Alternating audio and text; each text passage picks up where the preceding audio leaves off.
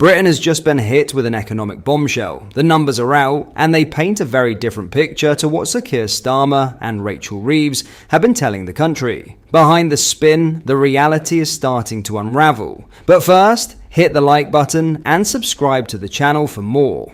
Britain has just been hit with a sobering economic warning, one that completely tears apart the spin coming out of Downing Street. According to the OECD, the UK faces the highest level of inflation of any major economy this year. And to make matters worse, growth is set to slow to a crawl, dropping from 1.4% now to just 1% by 2026. This isn't just another dry forecast, it's a direct reality check against Sir Keir Starmer's narrative that Britain is supposedly booming. He and Chancellor Rachel Reeves keep boasting that the UK economy is the fastest growing in the G7 this year. But the truth is, once you strip away the spin, the fundamentals are rotten. Inflation is still running hot, food costs are biting into household budgets, and Britain's so-called growth is already forecast to grind to a halt. Let's break down the numbers. The OECD predicts that UK inflation will hit 3.5% in 2025. That's not only higher than its previous forecast, it's still well above the Bank of England's 2% target. By 2026, inflation may ease to 2.7%, but that's still too high. In other words, families won't get real relief anytime soon. What's driving it? Food costs, essentials, the weekly shop, the basics people can't live without. These are what's spiraling. Now, here's the kicker. The OECD isn't just pointing at prices. They're warning that Starmer's tighter fiscal stance, which basically means more taxes and less spending, will strangle growth. Higher taxes at a time of high inflation is the worst of both worlds. It's squeezing working people, suffocating businesses, and killing off investment. Yet Starmer and Reeves are trying to present this as sound management. It's not. It's managed decline. Rachel Reeves, the Chancellor, tried to spin these figures as proof that Britain is stronger than forecast. She even boasted that the UK was the fastest growing economy in the G7 during the first half of the year.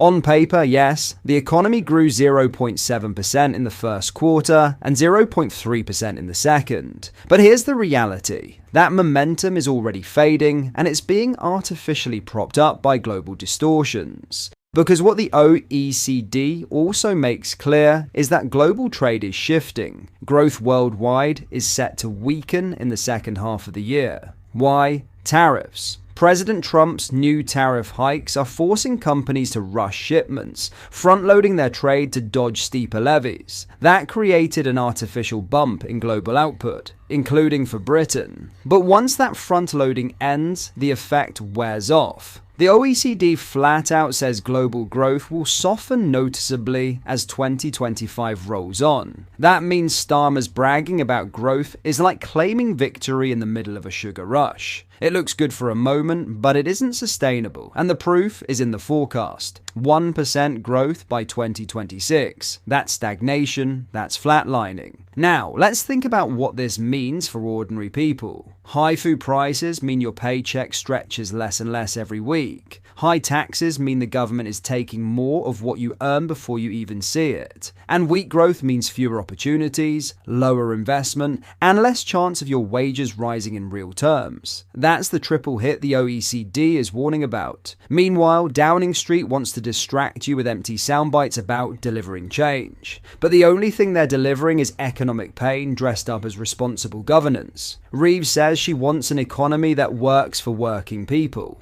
But how does hiking taxes, presiding over the highest inflation in the G7, and watching growth collapse achieve that? It doesn't. And the bigger danger here is credibility. Investors, businesses, and ordinary citizens are not blind. When Starmer and Reeves claim things are booming, while international bodies like the OECD show the opposite, it destroys trust. And once confidence erodes, it becomes even harder to attract the investment Britain desperately needs to dig itself out of this hole. So let's call this what it is: a collapse unfolding in real time. The spin is unraveling, the truth is catching up, And the British people are once again left paying the price for political dishonesty. Because you can't tax a country into prosperity, you can't spin away the highest inflation in the G7, and you can't claim to be delivering change while the economy drifts towards stagnation. Starmer's lies are being exposed, not in theory, but in cold, hard numbers. And if this is what the first year looks like, just imagine what the next few will bring. In other news, Reform UK is now neck and neck with Plaid Cymru in Wales, with recent polling showing Nigel Farage's party is just 1% off the lead.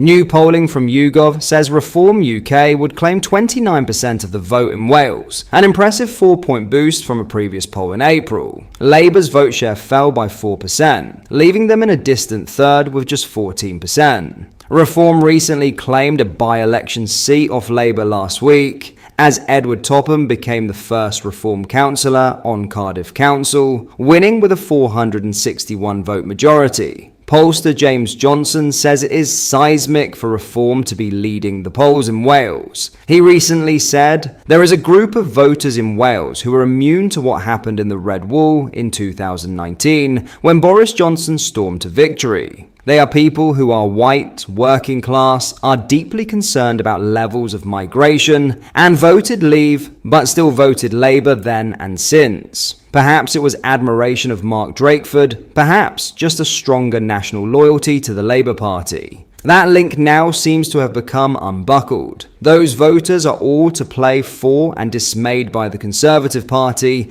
and always suspicious of their intentions anyway. Reform is filling that void, and it is completely conceivable to see Reform place first in Wales this year and be a dominant force there in the years going forward. What will come as a real blow for Labour is that only 27% of those who voted for them in 2024 would back the party at the next Senedd election, dropping from 40% in April. Interim branch chair for Reform Carmarthenshire, Gareth Beer, said, "Labour is clearly demoralised, and their voters are clearly deserting them in droves, UK-wide and especially in Wales." Mr Beer said there is an enthusiasm on the ground with the party when campaigning and knocking on doors. At the recent by-election, the writing was on the wall for a Reform win, with a Labour source saying, "Having knocked on quite a few doors, it was obvious that we were going to lose."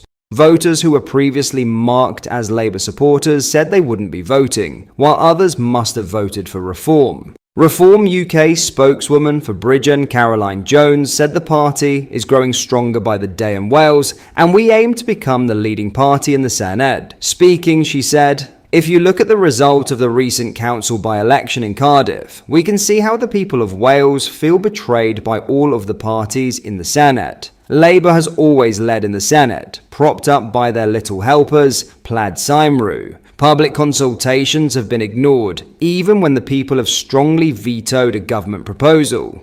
The Reform members have eyes on more seats in the capital as they look to turn Wales turquoise." Commenting on the by-election, Mr Beer said, "To win in the capital of Wales, Cardiff, and to win big 40% of the vote, where many who reside in the more rural areas think has been the main beneficiary of all the funding that flows into Cardiff, really backups up Labour's decline and Reform's climb up in the polls." He pointed out the party's trajectory, with the gap between Reform and Plaid Cymru continuing to close. When asked if Reform could overtake the Welsh Party, Mr Beer said, "Time will tell. We are working hard towards surpassing Plaid in the coming weeks and months and becoming the dominant party in the Senedd come May 2026. What are your thoughts on what we discussed in today's video? Let me know down in the comment section below. If you have not yet already, make sure you do drop a like on this video and subscribe to the channel for more British content. Thank you, take care, goodbye.